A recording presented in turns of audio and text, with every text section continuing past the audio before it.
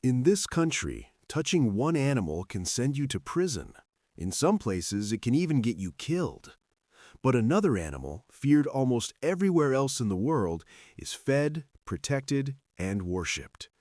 This is not contradiction. This is India. To understand why this makes sense to millions of people, you need to see how life, death, and faith truly work here. In India, a cow crosses a congested avenue. Cars brake sharply. Motorcycles swerve. No one honks. No one complains. Everyone stops. Because there, at that moment, touching that animal would be more than a mistake. It could be a crime. A few kilometers away, in an ancient temple, people walk barefoot on living ground. Rats scurry between their feet, climb onto their arms, and fight over bowls of milk. No one screams, no one runs away. Some kneel, others smile, because there, shooing away a rat would be shooing away a soul. These two scenes are not exceptions. They happen every day, in the same country, under the same flag, within the same spiritual logic. In India, killing a cow can lead to imprisonment. In some states, it can lead to death. But in certain temples, rats are fed, protected, and treated as sacred entities, not for hygiene, not for folklore tradition, but for faith. And then comes the question that almost no one dares to ask aloud. If both are sacred, if both are protected, if both represent something greater than flesh and blood, which one is truly more important? The one that sustains life, or the one that carries human souls? This question spans centuries. It divides beliefs. It challenges the Western perspective. And the further you delve into this story, the harder it becomes to accept the obvious answer. Because in India, the sacred is not comfortable, it is not clean, it is not logical. And by the end of this video, you will understand why this question not only disturbs us, but threatens the very idea of life and death. India is a country where daily life and spirituality are inseparable, where religion doesn't only happen inside temples, but in traffic, on the streets, in markets, and in the narrowest alleys. There, faith isn't a weekly event, it's an operating system. More than 1 billion people live daily with symbols that to the rest of the world seem extreme. Cows sleeping in front of shops, monkeys invading houses, burned bodies on the banks of sacred rivers, and rats treated as carriers of something that doesn't die. To understand why the cow became untouchable and why the rat can be venerated, we must abandon hasty judgments. We are not talking about ordinary animals. We're talking about ideas, about reincarnation, about karma, about cycles that neither begin at birth nor end at death. In this video, you won't hear simplified versions, you won't find comfortable answers, and there's no easy right side to choose. We'll travel through cities where the law protects cows with absolute rigor. We'll enter temples where rats are fed as if they were ancient devotees returning to the material world. We'll understand how these two figures, so opposite in our eyes, occupy central places in Indian spirituality. And before we continue, leave a simple comment below telling us which city or country you're watching from right now, because what you're about to hear makes much more sense when we know where we're looking from. From here on, each layer of this story will deepen the conflict, and the more you understand, the less simple it will be to decide who is in fact the most sacred. In many regions of India, the presence of cows is not merely tolerated, it is imposed. Not by physical force, but by a silent agreement between religion, tradition, and law. In cities like Varanasi, Delhi, or Jaipur, it is common to see cows lying in the middle of the street, completely blocking traffic. Buses stop, trucks wait. Western haste simply ceases to exist. These cows belong to no one. They don't wear collars, they don't obey commands, yet they are respected as if they were invisible authorities. Touching them violently, frightening them, or injuring them can provoke immediate aggression from the local population. In some states, killing a cow is considered a serious crime. In others, it's an absolute taboo, capable of triggering lynchings. But this protection didn't come from nowhere. In Hindu cosmology, the cow is called Gomata, mother cow. She is not just a useful animal, she is a source of life, milk, butter, manure, fuel, fertility. For centuries, the survival of entire communities depended directly on her. Protecting the cow meant protecting the very continuity of life. Over time, this practical relationship transformed into something deeper. The cow came to represent absolute generosity. She gives without demanding. She sustains without complaining. She feeds even after death. Her byproducts are used in rituals, purifications, offerings, and funeral ceremonies. Nothing is wasted. Everything returns to the cycle. And then comes Krishna. One of India's most revered deities is depicted as a cowherd, a mischievous child, a flute player, a protector of herds. Krishna doesn't rule palaces. He walks among animals. He plays with them. He sleeps beside them. This image has become deeply ingrained in the collective imagination. If Krishna protects cows, how could a human dare to harm them? Over the centuries, this symbolism solidified. Kings protected cows, temples created shelters, laws were written, and in the 21st century, this sacredness was incorporated into the penal code in various regions of the country. Here, everything seems to point to a clear conclusion. The cow is the most sacred animal in India. It sustains the body, it sustains the economy, it sustains religion, it sustains the law. But this conclusion begins to crumble when you observe a detail that almost no one outside of India notices. The cow is sacred because it sustains life in this world, and Indian spirituality does not end in this world. In the same texts that exalt the cow, there is an even more powerful concept, the cycle of rebirths, samsara, the infinite wheel where the soul is born, dies, and returns countless times, assuming different forms, in different bodies, in different existences. In this system, the body is not the end, it is merely a temporary vehicle, and that changes everything. Because if the soul is eternal, then the supreme value lies not in what sustains the body, but in what accompanies the soul on its journey. This is where the focus begins to shift. In ancient texts, the rat appears as a symbol of extreme survival. It lives on the edge, among remnants, among ruins. It doesn't dominate environments, it infiltrates. It doesn't represent strength, it represents persistence. And more than that, transition. In Hinduism, the rat is the vehicle of Ganesha, the remover of obstacles, and for good reason. The rat goes where no one else can. It passes through walls, cracks, forgotten places. It reaches what is hidden. It connects worlds. Still, none of this explains what happens in a small temple in the Rajasthan desert, a place where logic completely breaks down. There, thousands of rats live free, protected, and fed. They are not abstract symbols. They are treated as real presences, as entities, as something that once was human and has not yet ceased to be. In this temple, the rat is not an inferior animal, it is a phase.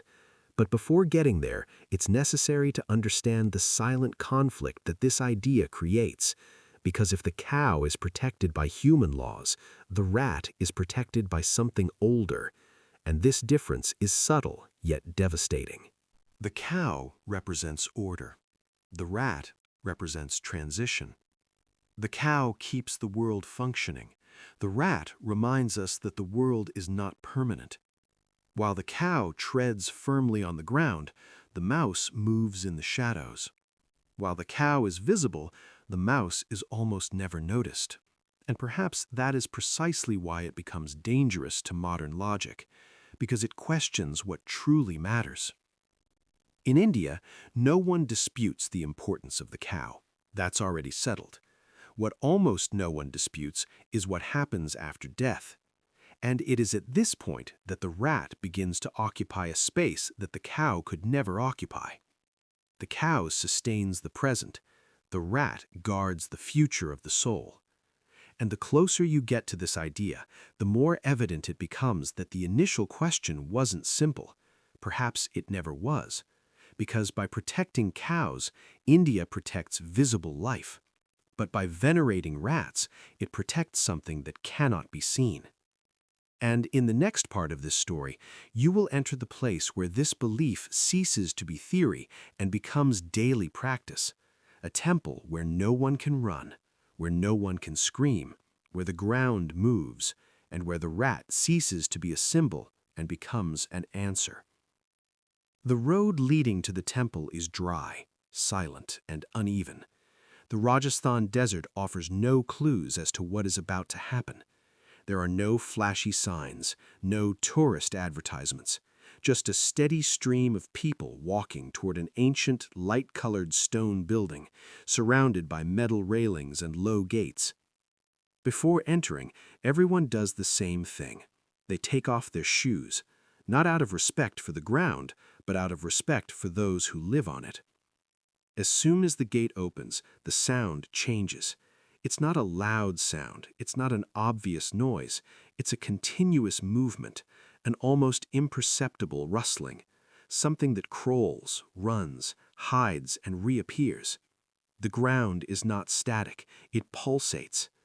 Thousands of rats move in all directions. They don't run away, they don't hide, they show no fear.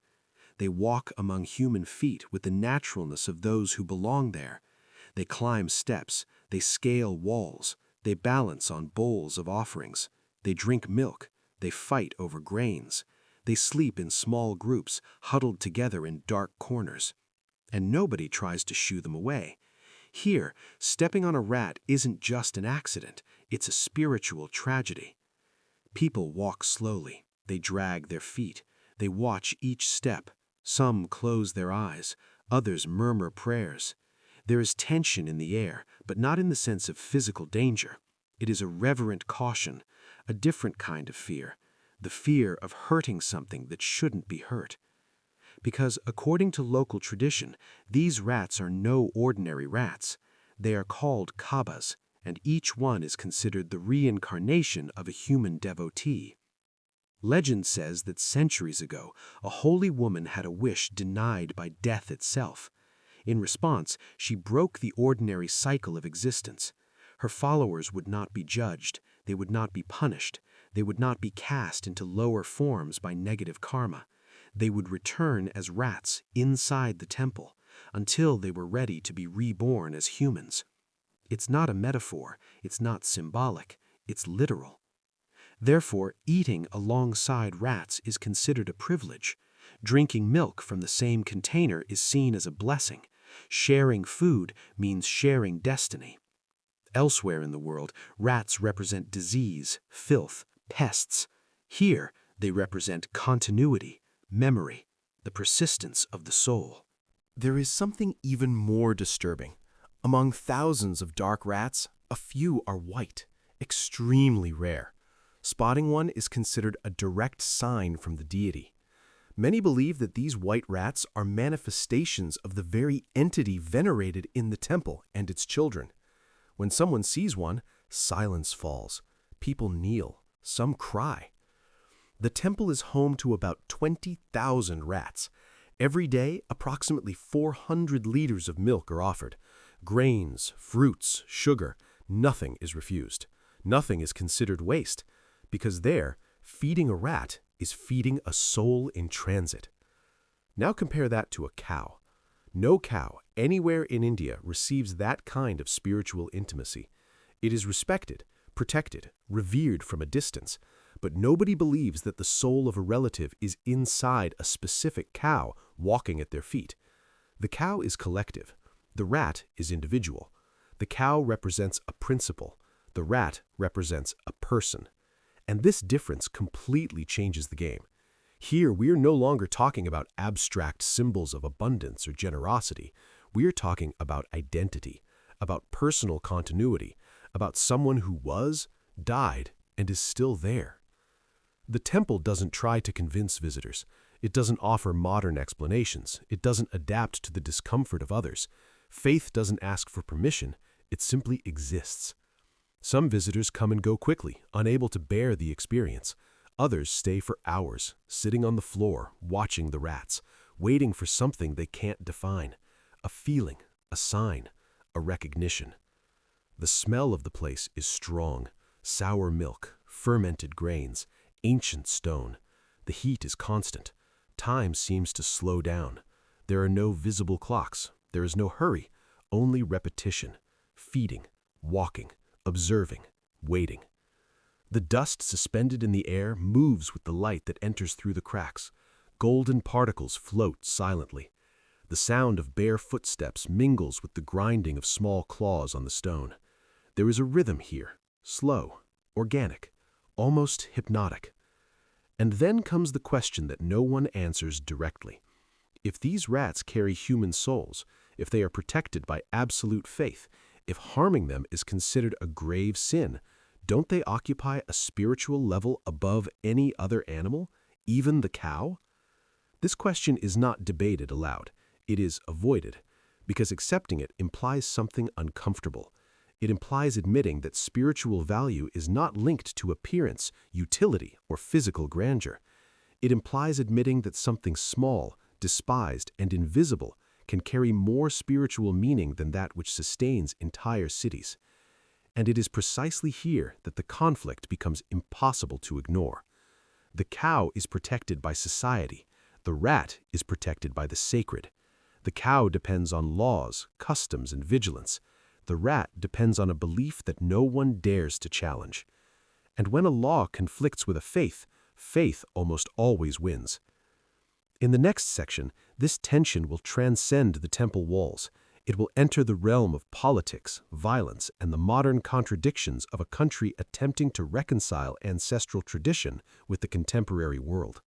Because outside these walls, the sacredness of the cow has already cost human lives.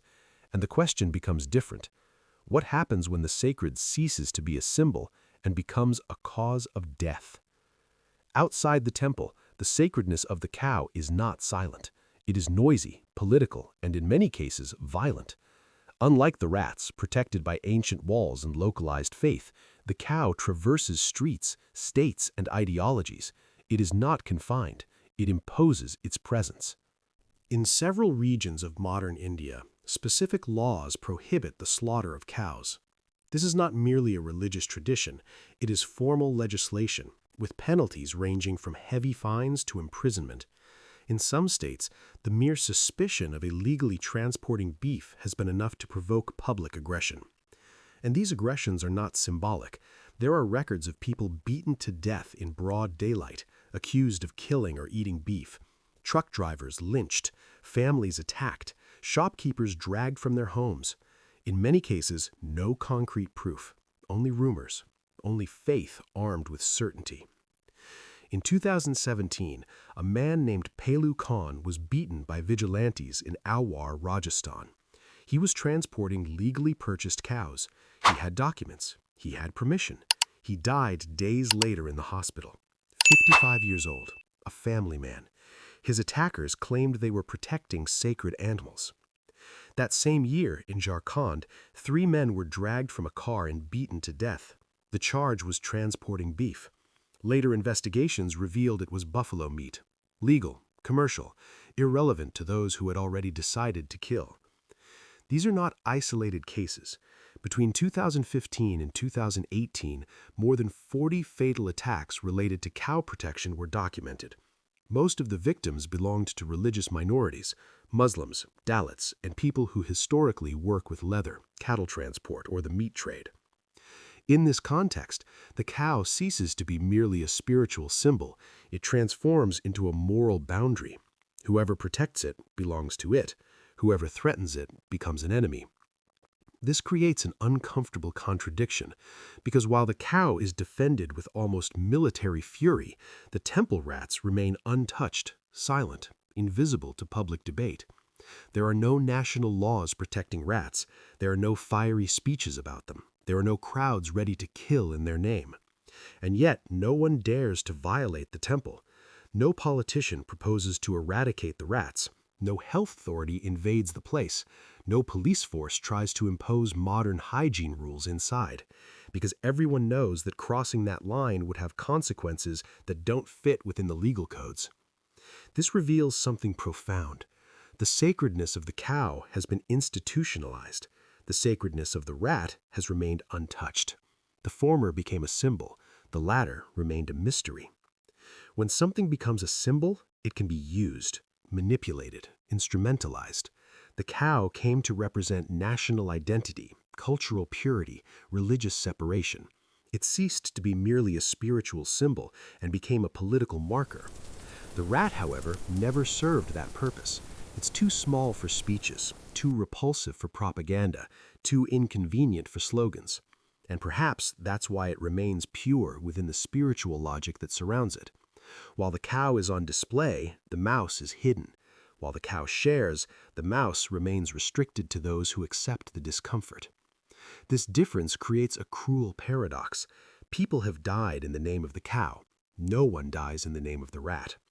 And this forces an even more uncomfortable question than the initial one. If the truly sacred is that which brings humanity closer to the divine, what about a symbol that provokes hatred, violence, and death? At this point in the story, the cow begins to lose its aura of absolute purity, not through any fault of the animal, but because of what has been built around it. It has become an instrument, and instruments are not neutral. Meanwhile, in the Temple of Rats, nothing has changed in centuries. There are no speeches, there are no laws, there are no public punishments. Faith there doesn't need to be defended with violence. It sustains itself. This completely reverses the expected hierarchy. What needs to be imposed by force may not be as solid as it seems. What survives undefended may be deeper than it appears. And here emerges a silent twist in the narrative. Perhaps the criterion for defining what is most sacred lies not in legal protection, nor in social visibility, nor in the size of the animal. Perhaps it lies in that which withstands the test of time without needing to be imposed. The cow needs laws. The rat only needs belief. The cow needs to be defended. The rat never has. And when a faith needs violence to sustain itself, something within it has already begun to break. In the next section, we'll delve even deeper. We'll leave politics, law, and social conflict behind to enter the core of Indian belief, the idea of reincarnation, spiritual hierarchy, and the true value of each life form within the eternal cycle. Because it is there, and not in the streets, that the answer begins to reveal itself, and it will not favor those who seem most powerful. To understand why the question of who is more sacred is so uncomfortable in India, one must completely abandon the Western logic of hierarchy. Here, value doesn't rise in a straight line. It revolves, it returns, it dissolves and reappears in another form.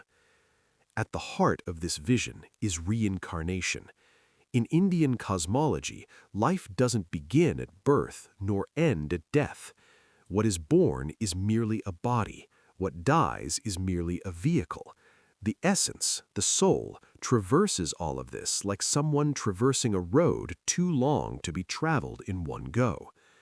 Every existence is a temporary pause, and each life form represents a specific possibility within that cycle.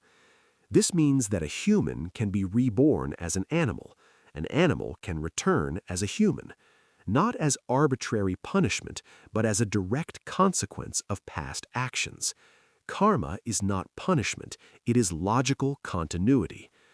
Within this system, no form is definitive, no form is superior by nature.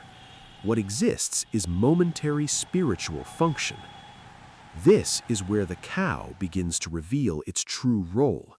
It is considered sacred not for carrying specific human souls, but for allowing human life to continue.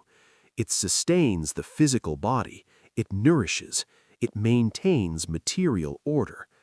The cow is connected to the world of permanence, to the now, to what needs to keep functioning. It is an anchor. The rat, however, occupies a completely different space. The rat doesn't sustain itself. It moves through. It lives in ruins, in remnants, on the margins. It doesn't build anything lasting. It survives between cycles. It appears where something has ended, where something has fallen, where something has died. Within the logic of reincarnation, this is not insignificant. It is extremely symbolic. The rat moves between worlds, between the clean and the impure, between the living and the dead, between what remains and what dissolves. It is no coincidence that he is the vehicle of Ganesha, the god who removes obstacles. Because obstacles in the Indian worldview are not just external problems, they are blocked passages between stages of existence. The rat goes where no one else goes. It passes through where no one else passes. It crosses what seems closed. And when a rat is seen as carrying a human soul in transition, that is not a demotion, it is a specific function within the eternal cycle. This completely changes the notion of more or less sacred. The cow does not represent the soul in transit. It represents the stability necessary for that transit to exist. The rat does not represent abundance. It represents passage. One supports the stage, the other moves the actors. And here a rarely mentioned detail emerges. Within many texts and traditions, proximity to transition is considered spiritually more dangerous and therefore more powerful.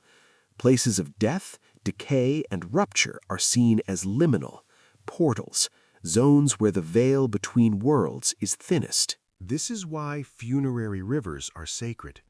This is why cremation sites are feared and respected. This is why animals associated with transition carry high symbolic weight. The rat belongs to that territory. The cow does not. The cow belongs to the world of organized living beings. The rat belongs to the space between one life and another. This doesn't make the mouse superior, but it brings it closer to what cannot be seen, to the process that no one controls, to the part of the cycle that is most frightening. And perhaps that's why the sacredness of the rat has never been transformed into a political banner. It's too uncomfortable. It speaks of death, of dissolution, of return, of something that escapes human control. While the cow can be displayed, protected, and celebrated in public, the rat must remain in enclosed spaces, isolated temples, controlled environments, not out of shame, but out of respect for the power it symbolizes. The cow is sacred to all. The rat is sacred only to those who are ready to face what it represents. And this leads us to a provisional and dangerous conclusion. Perhaps the most sacred thing is not that which sustains life, but that which allows life to continue beyond it. If that's true, then the initial question was poorly formulated from the start, because it's not about choosing between a cow or a rat. It's about understanding which one touches more closely on the mystery of existence. And in the next section, this idea will become even more unsettling. We'll hear accounts, experiences, people who believe they've recognized relatives in the rats at the temple, stories that can't be verified, but also can't be ignored. Because when someone looks at a rat and says, "I know that soul," the discussion ceases to be theoretical and becomes personal. Some people enter the temple out of curiosity. They observe, feel repulsed, take pictures, and leave. But there are others who enter in absolute silence. They are not there to see, they are there to recognize. These people don't walk quickly. They stop. They observe a specific rat. They follow its movements. Sometimes they cry. Sometimes they kneel. Sometimes they just stand still, as if something has finally been found. There are ancient and modern accounts from devotees who claim to recognize familiar traits in certain rats, a repeated gesture, a prolonged gaze, an unexpected approach. None of this can be proven, none of this can be measured, but within that spiritual logic, it doesn't matter, because recognition doesn't happen in the body, it happens in the memory of the soul. A 53-year-old woman, widowed for 2 years, visits the temple 3 times a week. She always arrives at the same time. She sits in the same place and waits. Her children say she is looking for her husband. She never confirms it, but she also never denies it. She just feeds the same rats. She observes the same corners, and sometimes she smiles. Another visitor, an elderly man from Jaipur, lost his only son in an accident. The boy was 7 years old. 3 months later, the father began attending the temple. He doesn't talk much, but when he sees a white rat, he approaches slowly. He offers milk with his own hands and murmurs something that no one else hears. Some believe that deceased relatives first return as temple rats before being reborn as humans. Others say that certain souls choose to remain there longer, close to the deity, protected from the outside world. There are those who claim that children who died prematurely returned to that space to complete something that was interrupted. None of this is officially announced. There are no signs, there are no explanatory texts. The temple doesn't sell answers. It simply exists. And that's what makes it all the more disturbing. Because while the sacredness of the cow is taught from childhood, repeated in school books, and reinforced by laws, the sacredness of the rat is transmitted through direct experience. You need to go inside. You need to walk through it. You need to feel it. The cow is an accepted symbol. The rat is a tolerated experience. This difference is brutal. Some say he was never the same after visiting the temple, not out of fear, but out of displacement.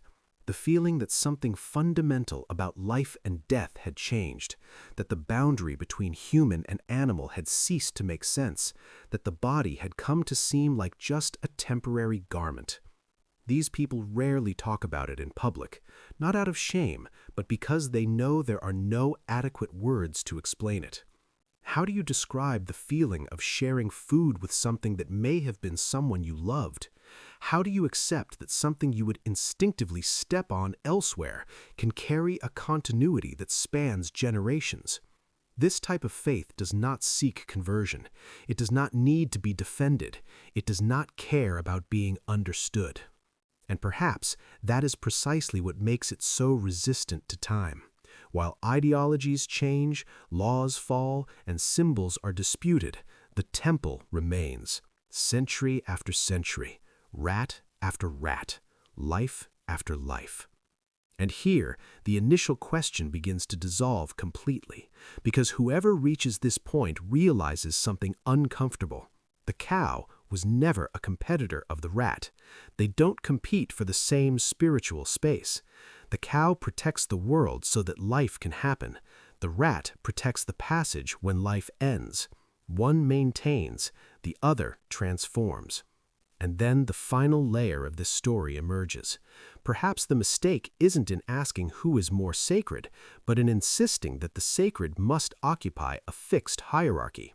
Perhaps the sacred in India isn't at the top of a pyramid, but spread throughout a cycle.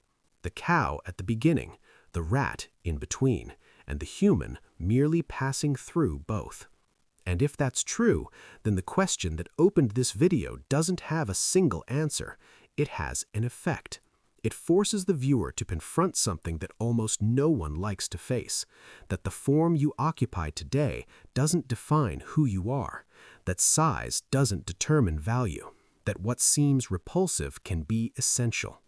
And in the final part of this narrative, we will close the loop, not with a simple answer, but with the only possible conclusion within this worldview, a conclusion that doesn't choose between cow or rat, but reveals why India never had to choose. Ultimately, India never attempted to answer which animal is most sacred. This question only arises when someone from the outside tries to impose a hierarchy where there is no straight line, because within this worldview, the sacred does not occupy a throne, it occupies a path. The cow was never elevated to be worshipped above all else. It was placed where it needs to be, at the beginning, in sustenance, on the firm ground that allows life to flourish, grow, and organize itself. It represents that which keeps the world functioning while we're here. The rat, in turn, was never publicly exalted. It was kept near the end, near the interval, near the silence between one breath and another. It doesn't sustain cities, it accompanies souls. And perhaps that's why this comparison is so unsettling, because it forces us to accept that life is not the center of everything, that the body is not the final destination, that what we consider repulsive may be closer to mystery than what we venerate from afar. The cow is sacred because it sustains the present moment. The rat is sacred because it reminds us that the present moment passes. One prevents immediate collapse, the other prevents oblivion. And the human? The human merely passes through. In India, spirituality does not attempt to save the individual from death.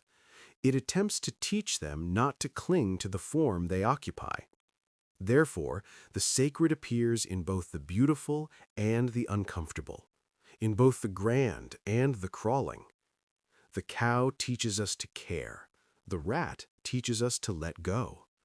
And when someone asks which of the two is more important, tradition itself answers in silence. What matters is not who sustains more. What matters is not who seems purer. What matters is who fulfills their role in the cycle. Without the cow, the world of the living collapses. Without the rat, the cycle of the soul remains incomplete.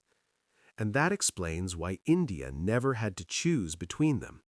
Because choosing would mean breaking the cycle, and breaking the cycle would mean denying everything that this spirituality has built.